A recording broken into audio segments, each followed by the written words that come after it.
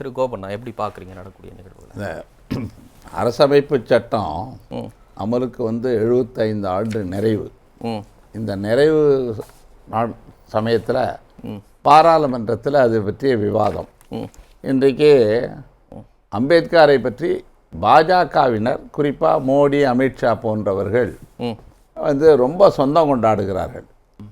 அவர்கள் என்னைக்கு சொந்தம் கொண்டாட ஆரம்பித்தார்கள் என்பதை பார்க்கணும்.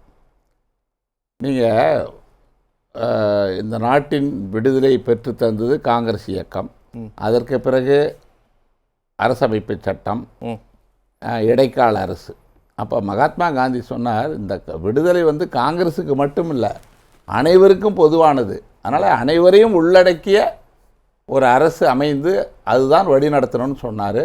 அதன் அடிப்படையில் பண்டித நேரு இடைக்கால அரசில் அகாலிதளத்தைச் சேர்ந்த பல்தேவ் சிங், நீதி கட்சியைச் சேர்ந்த ஆர்.கே. சண்முகம் செட்டியார் நிதியமைச்சர், அவர் டிஃபென்ஸ் மினிஸ்டர், இந்து மகாசபை ஷியாம் பிரசாத் முகர்ஜி, இவர்களையெல்லாம் உள்ளடக்கிய இடைக்கால இன்டீரியம் கவர்மெண்ட்டை பண்டித நேரு அமைத்தார். மாற்று கருத்து உள்ளவர்களையும் அவர்களை உள்வாங்கி அணைத்து ஒரு அரசை நடத்தினார். அப்புறம் 47 அதில் முதல்ல அம்பேத்கர் அவர்கள் காங்கிரஸ் கட்சியை கடுமையாக விமர்சனம் செய்தவர். அதை யாரும் மறுக்கவே முடியாது. இன்றைக்கும் பதிவில் இருக்குது. அப்படிப்பட்டவரை சட்ட அமைச்சராக நியமித்து அவரையும் அந்த அமைச்சரவையில் சேர்த்து செயல்பட்டு நியமிச்சதெல்லாம் ஓகே. எப்படி ராஜினாமா பண்ணாரு? யாருடைய அடுத்த காரணம்? அடுத்த கட்டம் சொல்கிறேன், அது பின்னால். அதுக்கப்புறம் அரசமைப்பு சட்டம் தயாரிக்கிறது. அரசியல் நிர்ணய சபை உறுப்பினராக அவரை கிழக்கு வங்காளம், ஈஸ்ட் பெங்கால், அங்கே நிற்க வச்சு காங்கிரஸ் அவரை தேர்வு செய்தது. அதற்கு பிறகு பாகிஸ்தான் பிரிவினையில் இன்றைக்கு வங்கதேசத்தில் அந்த பகுதி சேர்ந்து விட்ட காரணத்தினால அவரை மும்பை மாகாணத்தில் எம்.ஆர். ஜெயக்கர் சட்ட வல்லுனர், அவர் பதவியை ராஜினாமா செய்ய வச்சு அங்கே நிற்க வச்சு மறுபடியும் அரசியல் நிர்ணய சபையில் கொண்டு வந்து டிராஃப்டிங் கமிட்டி சேர்மனாக போடணும் அப்படின்னும் போது மகாத்மா காந்தி பரிந்துரையின் பேரில் அம்பேத்கர் அவர்களை டிராஃப்டிங் கமிட்டி சேர்மனாக போட்டு இந்த முயற்சியை அவரிடம் விட வேண்டும் என்று நேருவிடம் கூறியதன் அடிப்படையில் அவர் டிராஃப்டிங் கமிட்டி சேர்மனாக வரார். அவருக்கு முழு ஒத்துழைப்பு வழங்கியது காங்கிரஸ் கட்சி. 1949 நவம்பர் 25 நிறைவு நாளில் அவர் அம்பேத்கர் கடைசியாக பேசுகிறார், இந்த அரசமைப்பு சட்டம் இவ்வளவு சுலபமாக இன்றைக்கி பலருடைய கருத்துக்களையும் உள்வாங்கி இது இந்த தயாரிக்கப்பட்டிருக்குது என்று சொன்னால் அதற்கு முக்கிய காரணம் காங்கிரஸ் கட்சியின் ஒத்துழைப்பு தான். அதற்காக நான் காங்கிரஸை பாராட்டுகிறேன். 2 முறை அவர் தோற்றதற்கு யார் காரணம்னு கேட்குறாங்க. ஒன்னொன்னா சொல்கிறேன். அவருடைய அதுக்கப்புறம் இந்து கோட் பில்லை சட்ட அமைச்சராக இருக்கும்போது இவர் ஜவஹர்லால் நேருவிடம் கேட்டு அதை நீங்கள் கொண்டு வருங்க, நான் நிச்சயம் அதற்கு ஆதரவு தெரிவிக்கிறேன்னு சொல்லி அந்த மசோதாவை அவர் தாக்கல் செய்கிறார். செய்த பிறகு அன்றைக்கு இருந்த மாவலங்கர், ராஜேந்திர பிரசாத், வல்லபாய் பட்டேல் போன்ற காங்கிரஸ் கட்சியிலே இருந்தவர், முக்கிய பொறுப்புகளிலே இருந்தவர்களுடைய ஒத்துழைப்பு இல்லாத காரணத்தினால நேருவால் அதை நிறைவேற்ற முடியவில்லை. ஆனால் 1952 தேர்தலுக்கு பிறகு நேரு அவர்கள் அந்த இந்து கோட் பில்லை 5 பிரிவுகளாக பிரித்து அம்பேத்கர் கனவை நிறைவேற்றி அந்த சட்டத்தை சட்டமாக்கி கொண்டு வந்தவர் பண்டித நேரு. இல்ல 90 உங்களால கொடுக்க முடியல. இன்னொரு பழி சொல்றாங்க 1952 தேர்தல்ல இல்லங்க அவரை தோற்கடித்தாங்க. ரைட், அதாங்க நான் சொல்றேன். 90 வரைக்கும் ஏன் ஒரு பாரத ரத்னா கூட அம்பேத்கருக்கு கொடுக்க முடியல? இன்னைக்கு அம்பேத்கர்னு பேசி ஏமாத்துறீங்க. காங்கிரஸ் கட்சி நாடகம் ஆடுகிறதுன்னு சொல்றாரு பிரதமர் மோடி. அவருக்கு வைக்கப்பட்ட சிலைகளோ அல்ல இந்த பாஜக வைக்கிற அரசியல் ஆதாயத்துக்காக அமைக்கப்படுகிற நினைவு சின்னங்களோ புகழ் மாலைகளோ அவருக்கு பெருமை அல்ல. அது கூட நீங்க பெருமை தெரியுங்களா?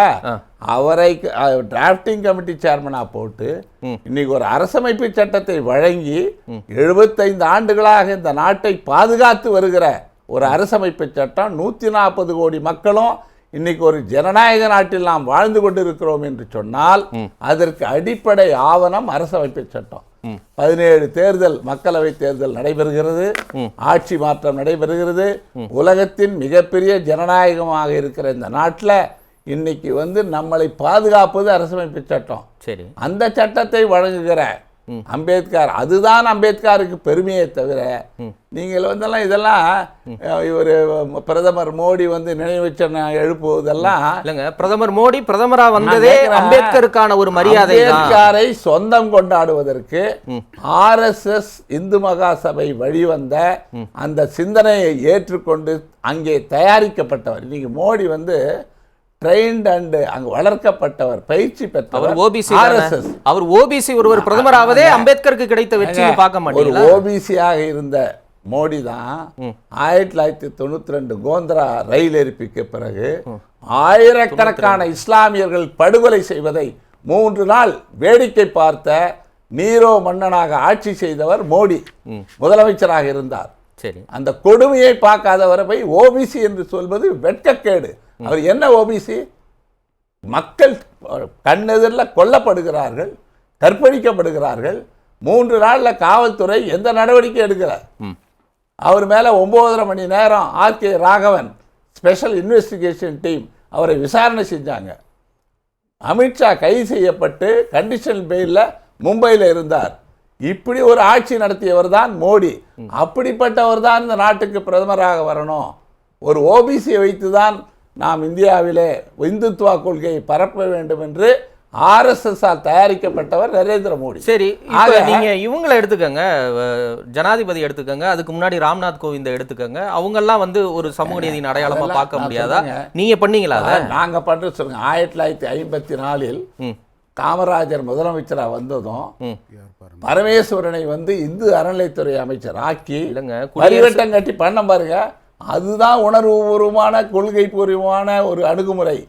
இவர்கள் செய்வதெல்லாம் தலித் வாக்கு வங்கியை கவருவதற்காகவும் அம்பேத்கரை அரசியல் ஆதாயத்திற்காக பயன்படுத்துகிற கூட்டம் தான் பாஜகவை தவிர. அவருக்கு நான் கேட்குறேன், நீங்க சொன்னீங்க, நான் சொல்லுவதற்கு முன்னால அவர் வந்து சாவர்கர் மனுஸ்மிருதி தான் இந்த நாட்டின் அரசமைப்பு சட்டம். கோல்வால்கர் தான் பஞ்ச் ஆஃப் தாட்ஸ். இந்த பாஜகவுக்கு சித்தாந்த முகத்தை வழங்கியது யார்? குருஜி கோல்வால்கர். அவர் தான் இவங்களுக்கு குரு. அந்த குருவுக்கு இருந்த சீடர் தான் நரேந்திர மோடி.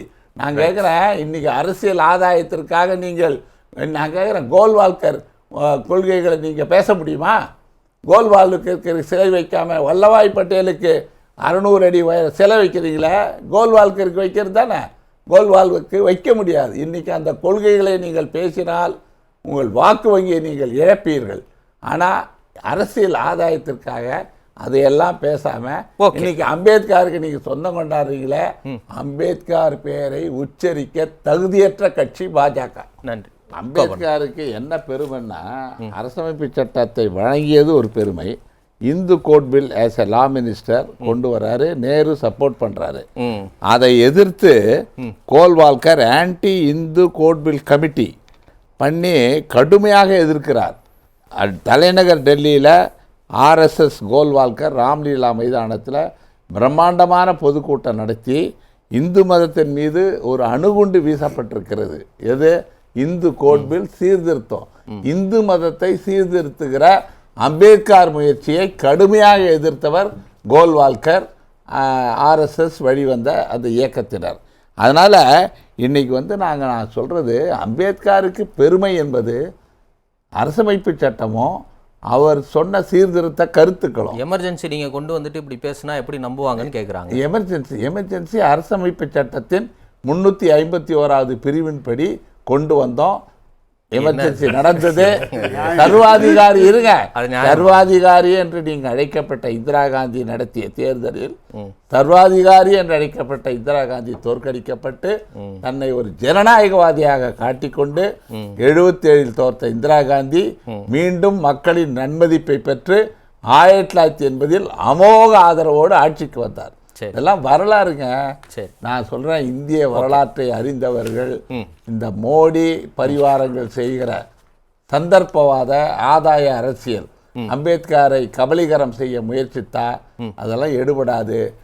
RSS பாஜகவினுடைய அந்த இன்ஹரண்ட் கேரக்டர் இருக்குல்ல, it is totally against OBC, Dalit and minorities. அதுதான். சரி.